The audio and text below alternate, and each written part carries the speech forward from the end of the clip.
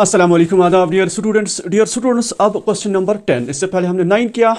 9 का कन्वर्स 10, ठीक है। अगर 9 में कुछ और है उसका कन्वर्स, उसका मतलब उल्टा यहाँ पर क्वेश्चन नंबर 10 में करना है। सेम है, बहुत आसान।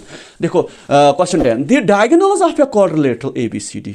अब यहाँ पर क्वाड्रिलेटरल है, ख्याल रखना। अब ट्रेपीजियम नहीं है, क्योंकि ट्रेपीजियम भी क्वाड्रिलेटरल होता है, लेकिन क्वाड्रिलेटरल बहुत सारे है। क्वाड्रिलेटरल रेक्टेंगल भी क्वाड्रिलेटरल है, स्क्वायर भी क्वाड्रिलेटरल है। Any 4 sided figure is called quadrilateral. फिर हम उसमें अलग अलग करते हैं। कोई ये रेक्टेंगल बन जाता है, उसकी अलग वो प्रॉपर्टीज होती हैं। इसी तरह से रोम्बस, इसी तरह से स्क्वायर, लेकिन सारे ये 4 साइडेड फिगर्स होते हैं क्वाड्रिलेटरल, ठीक है। तो यही है the diagonals of a quadrilateral ABCD। वो क्वाड्रिलेटरल ABCD मैंने बनाया ABCD। अब ये क्वाड्रिलेटरल है, अब ये ट्रेपीजियम नहीं है। इंटरसेक्ट, यहां पर देखो डायगोनल्स इंटरसेक्ट कर रही है, intersect each other at point O। इसके जो डायगोनल्स है, क्वाड्रिलेटरल के जो डायगोनल्स हैं ACBD, यहां पर ये इंटरसेक्ट कर रहे हैं, ठीक है। उसके बाद सच दैट यहां पर रेशोज बराबर है। जो क्वेश्चन नंबर 9 में हमने रेशोज को बराबर लाया, अब यहां पर रेशोज गिवन है कि वो रेशोज बराबर है। जैसे AOBO या CODO, ये बराबर है, ठीक है। अब इसका क्या मतलब है, अभी आप देखोगे। Show that ABCD is a trapezium. आपको बताना है यह जो ABCD क्या ये ट्रेपीजियम है। ट्रेपीजियम के लिए क्या होना चाहिए, AB पैरेलल होना चाहिए CD। बस ये आपको दिखाना है लास्ट में, ठीक है। बहुत सिंपल। पहले हम देखेंगे गिवन क्या है। गिवन क्या है, बहुत आसान। गिवन है एक तो गिवन है quadrilateral. Given ABCD is a quadrilateral, इतना तो गिवन है, ठीक है। उस ज्यादा लंबा भी मत लिखो। उसके बाद जब ये क्वाड्रिलेटरल है, सच दैट, शॉर्ट ही, क्योंकि आपको इंग्लिश लिखने से प्रॉब्लम हो जाती है शॉर्ट में, तो हम लिखेंगे ये AO by BO equal to CO by DO। ये जो ये है, इसको हम और तरीके से भी लिख सकते हैं, क्योंकि आप जरा देखो, ये AO होना चाहिए OC, लेकिन क्या है यहाँ CO, लेकिन क्या है BO। आप यहां पर और लिख सकते हो, ठीक है।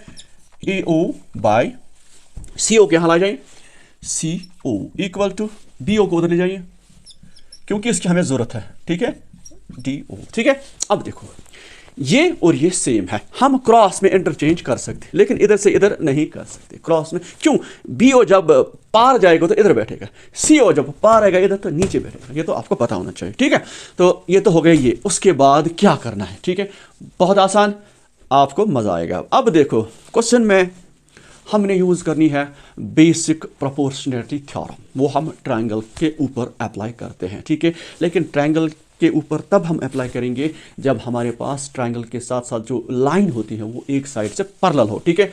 चलो जी, वो हम यहां से ड्रा करेंगे, ठीक है। ये वाली हम खुद करेंगे, इससे हमें देखो E यहां पर, ठीक है। हम यहां पर करेंगे ड्रा, क्या करेंगे, ड्रा OE। सिंपल।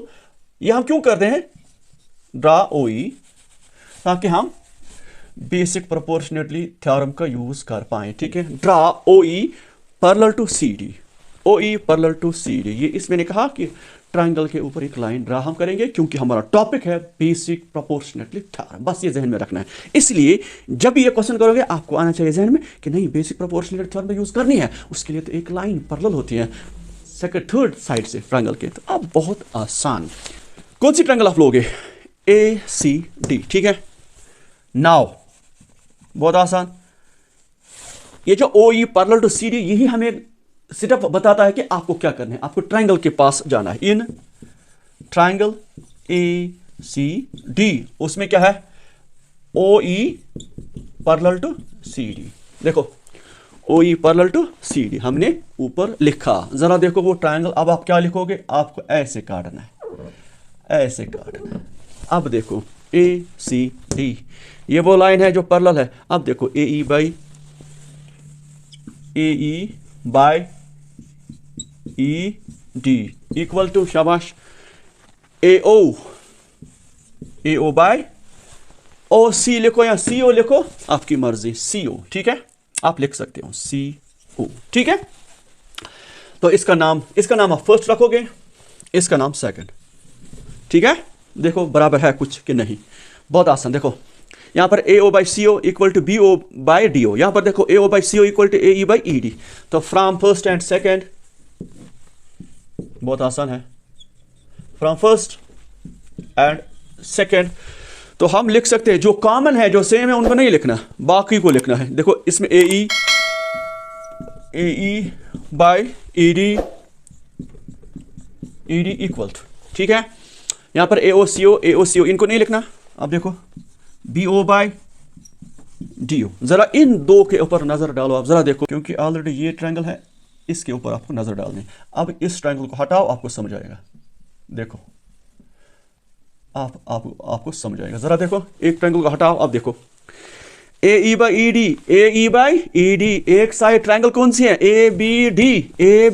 इस तरह की ट्रायंगल भी हो सकती है, क्योंकि कोई भी ट्रायंगल हो सकती है। जब एक लाइन पैरेलल होगी थर्ड साइड से और दो साइडों को काट रही है, तो वो समझो वो ट्रायंगल ही है। ठीक है, देखो AE बाई ED आ गया इस ट्रायंगल का साइड, ये वाली ट्रायंगल, देखो ये वाली ट्रायंगल, बहुत सिंपल, आपको समझने में कोई प्रॉब्लम, ये वाली ट्रायंगल। अब देखो यहां से ये लाइन है समझाने के लिए, AE बाई ED, देखो BO बाई OD या DO, आया समझ।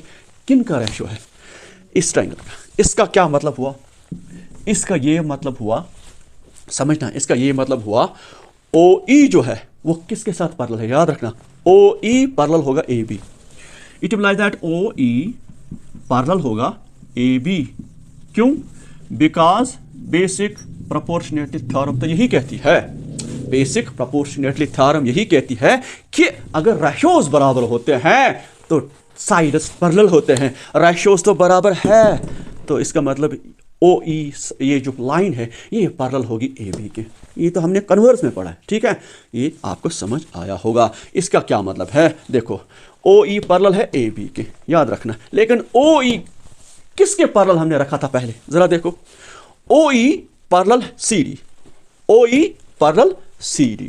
तो जब OE इसके पैरेलल, OE इसके पैरेलल, कॉमन दोनों में यही पैरेलल, इसका मतलब देखो, इट इम्प्लाइज दैट, देखो OE पैरेलल टू, देखो तो AB है, ठीक है ना, OE किसके पैरेलल है, यह है CD की, आप लिख सकते हो CD, लेकिन CD पैरेलल होगा फिर AB। तो it implies that AB parallel to CD, यही हमें प्रूव करना था, समझो आप बहुत अच्छी तरह से। OE parallel to CD, OE parallel given है CD, लेकिन CD पैरेलल होगा फिर AB। क्यों? क्योंकि AB जो है वो इसके पैरेलल है, आप लिख सकते हो डायरेक्ट, ठीक है।